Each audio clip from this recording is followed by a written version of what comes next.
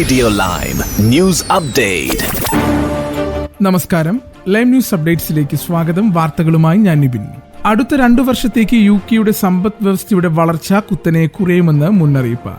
Donald ട്രംപിന്റെ ആഗോള tariff യുദ്ധത്തിൽ ഉപഭോക്താക്കളുടെ ചെലവഴിക്കലും ബിസിനസ് നിക്ഷേപങ്ങളും ബാധിക്കപ്പെടുന്നതാണ് ഈ അവസ്ഥയിലേക്ക് നയിക്കുന്നതെന്നാണ് ഐറ്റം ക്ലബ് പ്രവചിക്കുന്നത്. ബ്രിട്ടീഷ് സമ്പദ് വ്യവസ്ഥയിലേക്കുള്ള ആത്മവിശ്വാസം റെക്കോർഡ് താഴ്ചയിലേക്ക് എത്തിയെന്നാണ് ഒരു സർവേ വ്യക്തമാക്കുന്നത്. ബ്രിട്ടനിലെ 4% പേരും അടുത്ത വർഷം സമ്പദ്ഘടന മോശമാകുമെന്ന് കരുതുന്നതായി ഇപ്സോസ് മോറി സർവേ പറയുന്നു. കേവലം 7% പേർ മാത്രമാണ് മെച്ചപ്പെടുമെന്ന് കരുതുന്നത്. 13% പേർ സമാനമായ നിലയിൽ തുടരുമെന്നും പറയുന്നു. യുകെയുടെ GDP ഈ വർഷം 0.8% വളരുമെന്നാണ് ഈ പ്രവചനം. ഫെബ്രുവരിയിൽ 1% വളർച്ച പ്രവചിച്ച സ്ഥാനത്താണ് ഈ ഇടിവ്. 2026 വർഷത്തെ വളർച്ചാ നിരക്ക് 1.6% നിന്നും 0.9% കുറിച്ചിട്ടുണ്ട്. കഴിഞ്ഞ ആഴ്ച ഇന്റർനാഷണൽ മോണിറ്ററി ഫണ്ട് യുകെയുടെ ഈ വർഷത്തെ വളർച്ചാ നിരക്ക് 1.1% ആയിരിക്കുമെന്ന് പ്രവചിച്ചിരുന്നു. 1.6% നിന്നുമാണ് ഇവർ ഈ വളർച്ചാ നിരക്ക് താഴ്ത്തിയത്. ട്രംപിന്റെ വ്യാപാര നയങ്ങൾ യുകെക്ക് വളർച്ചാ ഷോക്ക് നൽകുമെന്നാണ് Bank of England governor Andrew Bailey വ്യക്തമാക്കുന്നത്.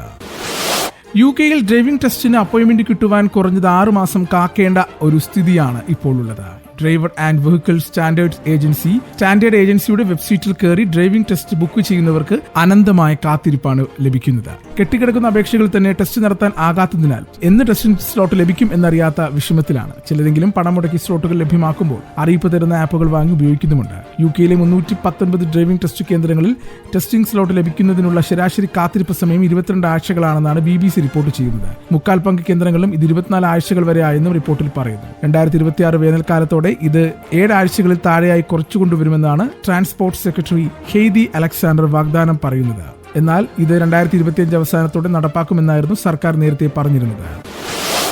ലണ്ടൻ നഗരത്തിന് ഉത്സവമായി മാരത്തോൺ. വിശ്വപ്രസിദ്ധമായ ലണ്ടൻ മാരത്തോണിന്റെ 45ാം എഡിഷനിൽ പുതിയ റെക്കോർഡോടെ കെനിയയുടെ സെബാസ്റ്റ്യൻ സാവോ പുരുഷ വിഭാഗത്തിലും എത്യോപ്യയുടെ ഡിഗസ്റ്റ് അസഫെ വനിതാ വിഭാഗത്തിലും ജേതാക്കളായി. വിവിധ രാജ്യങ്ങളിൽ നിന്നുള്ള 56,000 പേർ മാരത്തോണിൽ ഭാഗമായി. ഓരോ വർഷവും നിരവധി റെക്കോർഡുകൾ തിരുത്തിക്കുറിക്കുന്ന ഈ ഒരു മാരത്തോണിൽ ന്യൂയോർക്ക് മാരത്തോണിലും പാരീസ് മാരത്തോണിലും സൃഷ്ടിക്കപ്പെട്ട നിരവധി റെക്കോർഡുകൾ പഴങ്കഥയായി. രാവിലെ ഗ്രീനിഷ് പാർക്കിൽ നിന്നും ആരംഭിച്ച് ബക്കിംഗ്ഹാം പാലസ് വഴി 26.2 മൈൽ താണ്ടി ലണ്ടൻ മാളിന് മുന്നിലാണ് ഓട്ടം ഫിനിഷ് ചെയ്തത്. ടവർ ബ്രിഡ്ജ്, കാനറി റോഡിന്റെ ഇരുവശങ്ങളിലുമായി ലക്ഷങ്ങൾ മാരത്തോൺ നേരിൽ കാണുവാൻ തടിച്ചുകൂടി. കാലാവസ്ഥ കൂടി അനുകൂലമായതോടെ മാരത്തോണിനെ ലണ്ടൻ നിവാസികൾ ആഘോഷമാക്കി മാറ്റി. ഇനി നാട്ടിലെ വാർത്തകൾ. റഫാൽ യുദ്ധവിമാന കരാറിൽ ഒപ്പുവെച്ച് ഇന്ത്യയും ഫ്രാൻസും. 63,000 കോടി രൂപയുടെ കരാറിലാണ് ഇരു രാജ്യങ്ങളും ഒപ്പുവെച്ചത്. നാവികസേനയ്ക്കായി മറീൻ വിഭാഗത്തിലുള്ള യുദ്ധവിമാനമാണ് ഫ്രാൻസിൽ നിന്ന് ഇന്ത്യ വാങ്ങുക. 22 സിംഗിൾ സീറ്റർ ജെറ്റുകളും 4 ഇരട്ട സീറ്റർ ട്രെയിനിംഗ് വിമാനങ്ങളും വാങ്ങുന്നതിനാണ് കരാർ. 2031 വിമാനങ്ങൾ ഇന്ത്യക്ക് കൈമാറുമെന്നാണ് പ്രതീക്ഷ. ഫ്രാൻസുമായിട്ടുള്ള ഇന്ത്യയുടെ ഏറ്റവും വലിയ പ്രതിരോധ കരാറാണിത്. നാവികസേനയുടെ വിമാനവാഹിനി കപ്പലുകളായിട്ടുള്ള INS വിക്രാന്ത്, INS വിക്രമാദിത്യ എന്നിവയിൽ റഫാൽ M വിമാനങ്ങൾ വിന്യസിക്കുവാനാണ് തീരുമാനം. കാലപ്പഴക്കം മൂലം നിലവിലുള്ള MiG-29K യുദ്ധവിമാനങ്ങൾക്ക് പകരമായിട്ടാണ് റഫാൽ M വരിക. ഫ്ളാറ്റിൽ നിന്നും കഞ്ചാവ് പിടികൂടിയ റാപ്പർ വേടന്റെ സംഗീത പരിപാടിക്ക് ആരാധകർ ഏറെയാണ്. ബുധനാഴ്ച ഇടുക്കിയിലെ സർക്കാരിന്റെ വാർഷികാഘോഷത്തിൽ നിന്നും വേടനെ ഒഴിവാക്കിയെങ്കിലും സംസ്ഥാന സർക്കാർ പരിപാടികളിൽ നിറസാന്നിധ്യമായിരുന്നു ഇയാൾ. കഴിഞ്ഞ ആഴ്ച തിരുവനന്തപുരത്ത് സഹകരണ വകുപ്പിന്റെ നേതൃത്വത്തിൽ നിശാഗന്ധിയിൽ നടന്ന സഹകരണ എക്സ്പോയിലും വേടന്റെ സംഗീത പരിപാടി ഉണ്ടായിരുന്നു. ഈ പരിപാടിക്ക് നിശാഗന്ധി ഓപ്പൺ എയർ ഓഡിറ്റോറിയത്തിലും ഉൾക്കൊള്ളാനാകാത്ത അത്രയും യുവാക്കളാണ് ഒഴുകിയെത്തിയത്. തിയേറ്ററുകളിൽ നിറഞ്ഞോടുന്ന ആലപ്പുഴ ജിംഖാന എന്ന ചിത്രത്തിന്റെ സംവിധായകൻ ഖാലിദ് റഹ്മാൻ കഞ്ചാവ് കേസിൽ പിടിയിലായതിനു പിന്നാലെയാണ് കേരളത്തിന്റെ യുവത്വത്തിനെ കാർന്നു നിന്ന ലഹരി കേസിൽ മറ്റൊരു സെലിബ്രിറ്റി കൂടി അറസ്റ്റിലാകുന്നത്. അടുത്തിടെ നടന്ന സ്റ്റേജ് ഷോകൾക്കിടെ രാസലഹരിക്കെതിരെ വേടൻ സംസാരിച്ചതും അറസ്റ്റിനോടൊപ്പം ചർച്ചയാകുന്നുണ്ട്.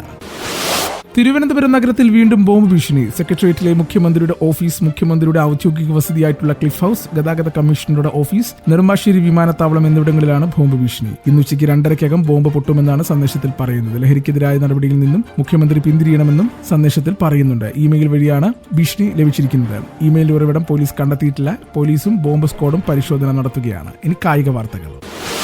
IPL-ൽ ഇന്ന് നടക്കുന്ന രാജസ്ഥാൻ റോയൽസ് ഗുജറാത്ത് ടൈറ്റൻസ് മത്സരത്തിൽ മലയാളി താരം സഞ്ജു സാംസൺ കളിച്ചേക്കില്ല. പരുക്കിന്റെ പിടിയുള്ള സഞ്ജു ടീമിനൊപ്പം പരിശീലനം തുടങ്ങിയെങ്കിലും പൂർണ്ണമായിട്ടും മാച്ചിന് ഫിറ്റല്ലെന്നാണ് പുറത്തുവരുന്ന വിവരം. ഗുജറാത്ത് ടൈറ്റൻസിനെതിരായ മത്സരത്തിൽ താരം പുറത്തിരിക്കുവാനാണ് സാധ്യത.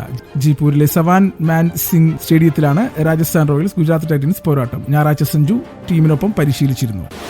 ഇന്നത്തെ പൗണ്ട് വിനിമയ നിരക്ക് 113.43 രൂപ. ഇതോടുകൂടി വാർത്തകൾ കഴിഞ്ഞു. കൂടുതൽ വാർത്തകൾ അടുത്ത ബുള്ളറ്റിൽ.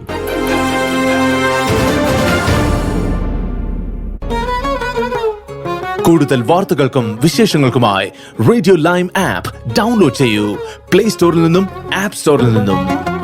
Radio Lime.